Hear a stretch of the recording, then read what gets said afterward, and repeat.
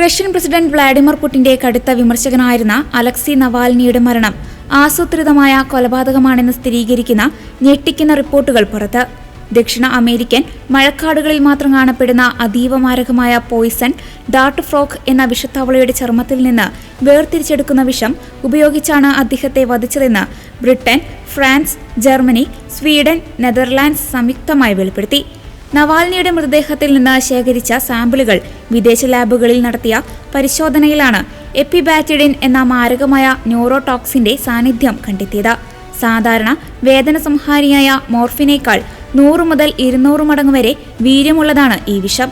ഇത് മനുഷ്യന്റെ നാഡീവ്യവസ്ഥയെ നേരിട്ട് ബാധിക്കുന്നു. ശരീരത്തിലെ ശ്വസനപേശികൾ തളരുകയും മിനിറ്റുകൾക്കുള്ളിൽ ശ്വാസം മുട്ടി മരണം സംഭവിക്കുകയും ചെയ്യും. ഈ വിഷത്തവളകൾ സ്വാഭാവികമായി റഷ്യയിലെങ്ങും കാണപ്പെടുന്നവയില്ല.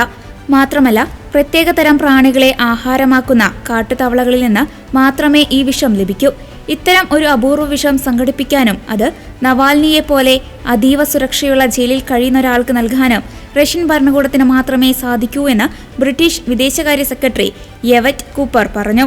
തന്റെ ഭർത്താവിനെ റഷ്യൻ ഏജന്റുകൾ കൊലപ്പെടുത്തിയതാണെന്ന് താൻ ആദ്യമേ വിശ്വസിച്ചിരുന്നുവെന്ന് നവാൽനിയുടെ ഭാര്യ യുലിയ നവാൽനയ പ്രതികരിച്ചു. 2 വർഷത്തെ കഠിനമായ ശാസ്ത്രീയ അന്വേഷണത്തിലൂടെ ഇപ്പോൾ സത്യം പുറത്തു വന്നിരിക്കുന്നു. ഇതിന് പിന്നിൽ പ്രവർത്തിച്ച രാജ്യങ്ങളോട് നന്ദിയുണ്ട് എന്നും മ്യൂണിക് സുരക്ഷാ കോൺഫറൻസിനിടെ വ്യക്തമാക്കി. റഷ്യയുടെ ഈ നടപടി അന്താരാഷ്ട്ര രാസായുധ ഉടമ്പടിയുടെ ലംഘനമാണെന്ന് ബ്രിട്ടീഷ് പ്രധാനമന്ത്രി കെയർ സ്റ്റാമർ ആരോപിച്ചു. ഇത് സംബന്ധിച്ച വിവരങ്ങൾ രാസായുധ നിരോധന സംഘടനയ്ക്ക് കൈമാറിയിട്ടുണ്ട്.